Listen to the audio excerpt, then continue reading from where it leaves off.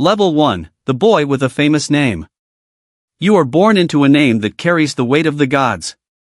The Julian family claims descent from Venus herself. And yet, your father holds no consulship. No one in living memory does. July 13, 100 BC. Rome. Not the marble Rome. Not the senator's Rome. You open your eyes in the suburban black basalt streets, 6-story insulae piled so close they block the sun, fish sellers and fullers and shouting and the constant smell of everything. Patrician blood. Working class street. The contradiction follows you everywhere. Your mother Aurelia sets wax tablets in front of you before other boys are awake. She teaches you herself.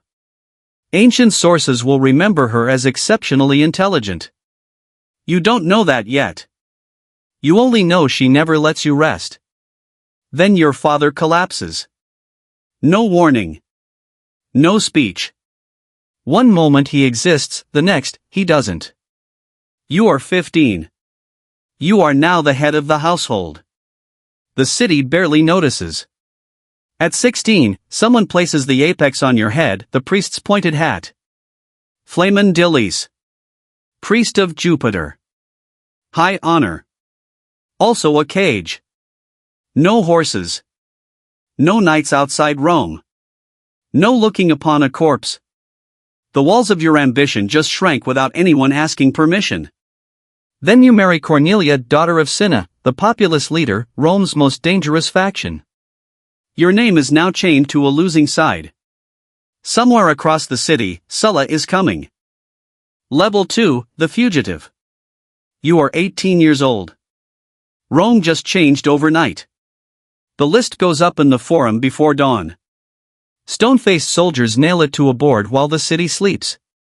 By morning, hundreds of names are public. Enemies of Sulla. Enemies of Rome. Your name is on it. You have lost your priesthood.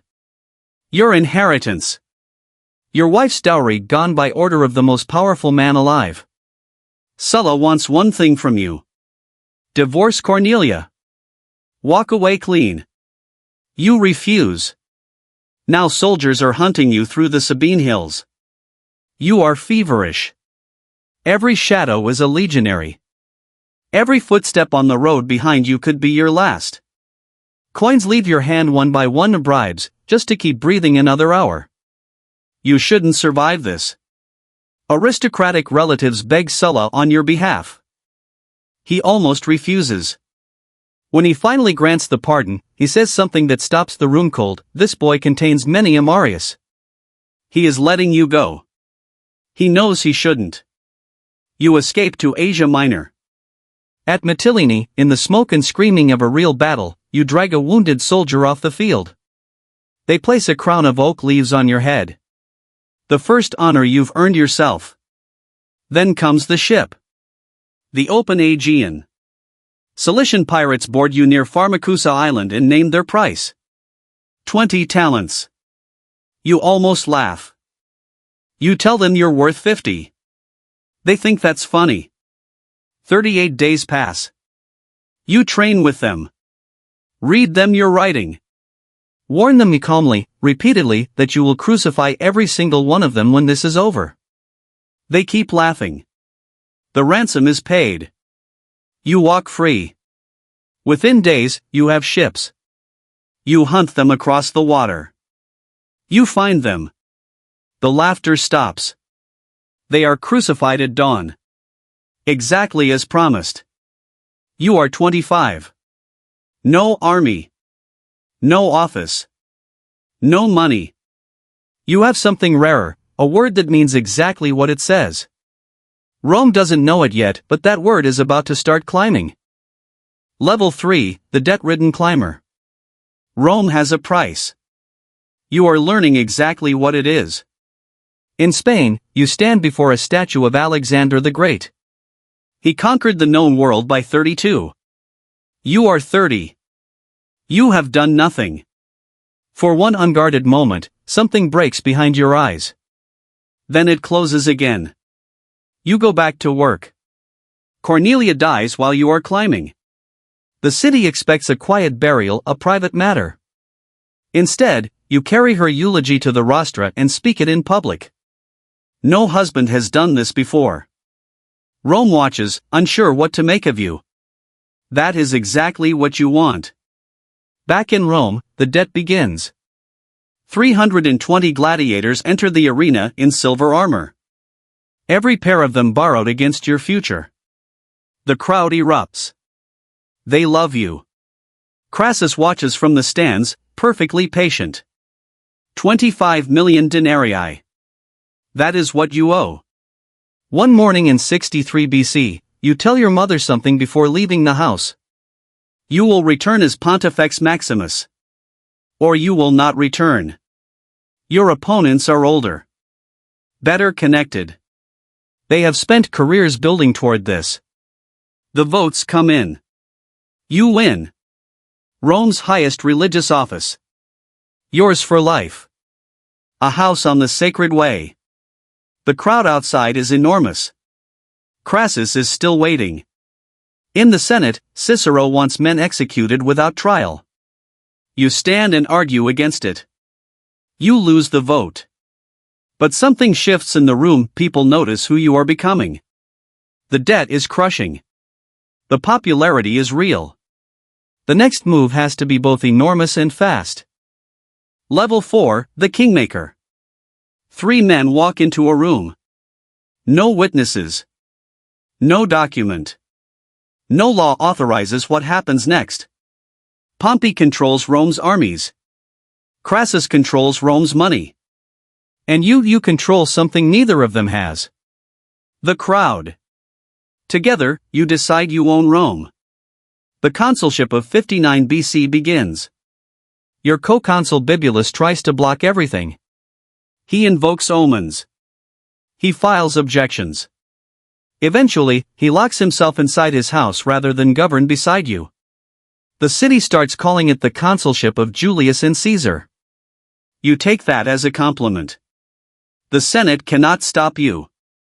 To stop you, they must stop all 3 of you simultaneously. They cannot. Land reform passes. The people get what they were promised. The votes flow through the popular assembly, over the Senate's head, exactly as planned. Then comes the price you pay that nobody talks about. Julia is your only daughter. She is approximately 14. Pompey is approximately 46. You hand her to him as the alliance's human seal. The marriage, by all accounts, becomes genuinely affectionate. That does not change what it was. The Gallic command arrives on a scroll. 5 years. 4 legions. Legal immunity for every unconstitutional act of this consulship for as long as you remain in command. The debt is still there. Every denarius of it. Gaul is the answer. Not because you want to conquer it. Because you have no choice. Rome disappears behind you as you ride north. Somewhere back there, the Senate is already sharpening its case. You need to move faster than it does. Level 5, the Conqueror. 4 legions cross into Gaul. That is what you have. That is all you have. 6 years later, you will command 10. The campaigns begin before the dust settles. The Helvetii. The German tribes under Ariovistus. The Belgi, the toughest confederation in the north. One battle after another, season after season, the map bending to your will. Then the Nervii nearly end it. The ambush comes from the tree line without warning. Your column folds. Officers freeze. The standard wavers. You pull a shield from a soldier in the rear rank and push toward the front yourself, calling every officer by name, forcing order back into chaos through sheer presence. The line holds. In 55 BC, you build a full timber bridge across the Rhine in 10 days. Cross it. Then tear it down behind you. The point was never the crossing. The point was that Rome could do this. That you could do this. Britain next. Twice. The first Roman general to stand on that island at the edge of the world. Then Ambiorix springs his trap. 1.5 legions disappear into a Belgian forest. Your worst loss in Gaul. The gold keeps coming in regardless. A messenger arrives from Rome. Julia is dead. Childbirth. The camp goes quiet. There is nothing to do with that information except carry it.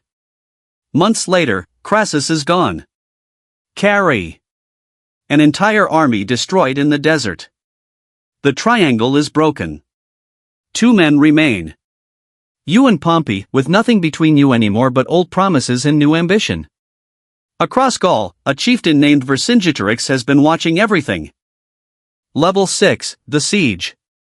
He has studied you for years. Every campaign. Every method. Every weakness. Vercingetorix is not a warlord. He is a nobleman with a plan, and the plan is to starve you out. No pitched battles. Burned crops. Scorched towns. Caesar cannot eat a victory if there is nothing left to eat. At Gergovia, you attack anyway. It is the wrong call. Your men are driven back with real losses. For the first time in Gaul, you withdraw. It is the only battlefield defeat of your entire Gallic command. Remember it. Move faster. Vercingetorix retreats to Alesia, a hilltop fortress with 80,000 warriors inside. You surround it. 11 miles of inner wall facing inward. 14 miles of outer wall facing out, because a relief army is coming. 250,000 Gauls, minimum, bearing down on your position. 60,000 Romans. 2 walls. Enemies on both sides. The garrison expels its civilians to reduce the mouths it must feed. Those people walk into the space between your walls and theirs. Both sides watch them starve. Nobody opens a gate. The food runs out on all sides simultaneously. When the outer wall finally breaches under the relief army's assault, you ride along the rampart in your scarlet cloak, visible to every man on both walls. The line holds. The following day, Vercingetorix rides out alone in full armor. He circles your tribunal once in silence. Then he dismounts and lays his weapons at your feet. Gaul is finished. The debt is paid. 10 legions stand behind you. Rome is watching. And Rome has made a decision. Level 7, the Rubicon. The offer is simple. Disband your army if Pompey disbands his. Both men return to Rome as private citizens. Equal terms. Clean hands. The Senate refuses. You make the offer again. Different form. Same terms. Refused again. Every negotiation closed. Every legal path narrowed until it disappears. In January 49 BC, the Senate passes its final decree. The Republic's own tribunes, the men whose bodies are supposed to be inviolable, whose veto is supposed to stop this, flee Rome in fear and come to your camp. The law has finished with you. Now it is your turn. The Rubicon is not impressive. A small river in winter, brown and cold, running across a quiet stretch of northern Italy. Its significance exists entirely on paper, it is the boundary of your legal command. One step across and you are no longer a proconsul. You are an invader. The 13th Legion stands behind you in the dark. Ancient sources record a pause at the bank. They record 4 words spoken before the crossing, the die is cast. Then the standards go into the water. Italy opens. Town after town, gate after gate, no resistance anywhere. Pompey's promised armies fail to appear. Pompey himself flees south, then east, across the sea to Greece. The Senate runs with him. Rome, the city that has governed the world for centuries, sits empty and silent. You walk into it without a battle. The treasury doors are the only thing left between you and everything. One tribune tries to stop you with his body. You threaten him. Then you apologize. Threats, you tell him, are easier than deeds. Pompey is still alive. And he is building an army. Level 8, the world at war. Pharsalus. August heat. Pompey has twice your numbers and knows it. The cavalry charge comes exactly when he expects it to work. What Pompey does not know is that you have hidden a fourth line of infantry veterans, standing still, waiting. They don't throw their javelins. They use them like spears, driving straight into the faces of the horsemen. The charge folds. Pompey's flank collapses behind it. Pompey runs. First to the coast. Then to Egypt.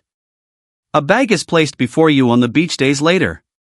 Inside it, the head of the man who was once your ally, your son-in-law, Rome's greatest general. Ancient sources say you weep and turn away. Egypt is supposed to be a brief stop. It is not. A young woman is smuggled past enemy lines rolled in a bundle of cloth and delivered to your private quarters. Cleopatra needs your army. You find you need her mind. Months pass. Her brother's forces besiege you inside the royal palace. During a harbor battle, you swim through open water holding documents above your head with one arm. Ptolemy 13 drowns in the Nile. The crisis ends. A son is born, Caesarion. Then Zella. A campaign so swift your report to Rome requires 3 words: I came, I saw, I conquered. Africa next. Thapsus. The Pompeian remnants break.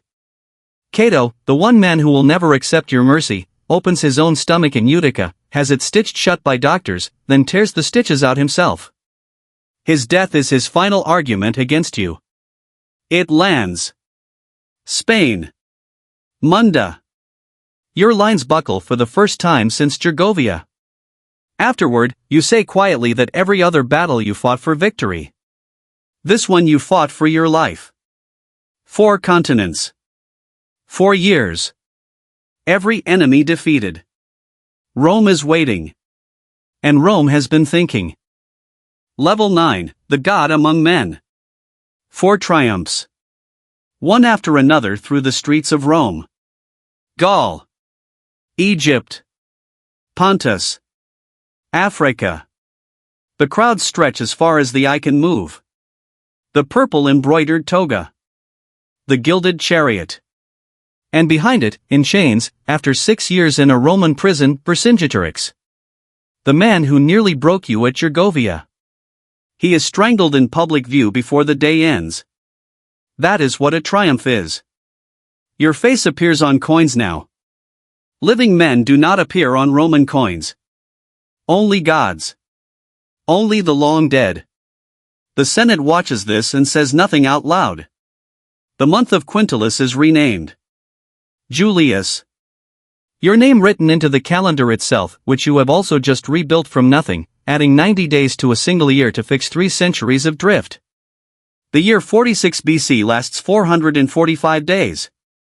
Astronomers will use your math for 1600 years. Dictator Perpetuo. Permanent. No term limit. A king in every function except the word. Cleopatra arrives in Rome with a child who carries your name. Senators murmur behind closed doors. At the Lupercalia festival, Mark Antony approaches your gilded seat and holds a royal crown above your head. 3 times. Each time the crowd roars approval when you push it away. Whether you designed the moment, history cannot say. You dismiss your Spanish bodyguard. The men who have kept you alive for years. When asked why, you say it is better to die once than to spend every moment fearing it. 60 senators hear that and quietly agree to help. The Ides of March is 3 weeks away. Level 10, the Ides. The night before, someone asks what kind of death is best. Unexpected, you say. Then you go to sleep. Calpurnia cannot sleep. Her nightmares are bad enough that in the morning you agree to cancel. The Senate meeting, the whole day, cancelled. Then Decimus Brutus arrives at your door and talks you back into going. He is one of the men you pardoned. One of the men you trust. The soothsayer is in the street again. The Ides have come, you tell him. He answers that they have not yet passed. Inside the theater of Pompey's hall, senators crowd toward you all at once. Tilius Cimber grabs your toga. The signal. Casca's arm comes down at your neck. Your hand finds his wrist. Then the others close into 22 more men, blades drawn, stabbing in panic and disorder, some cutting each other in the chaos. 23 wounds total. Physicians will later determine only one was lethal. The marble floor comes up. You pull your toga over your face as you fall. At the base of Pompey's statue, the blood pools. The senators run. The hall empties in minutes. Your body lies on the floor alone for hours before 3 slaves carry it home. Your will, read publicly, leaves 300 sesterces to every Roman citizen and opens your private gardens to the city. Mark Antony holds your bloodstained, punctured toga before the crowd. The forum catches fire. 13 years of civil war follow. The republic the conspirators died to save does not survive them. In 42 BC, the Senate votes. Julius Caesar, they declare, is a god. The men who called that tyranny built it themselves.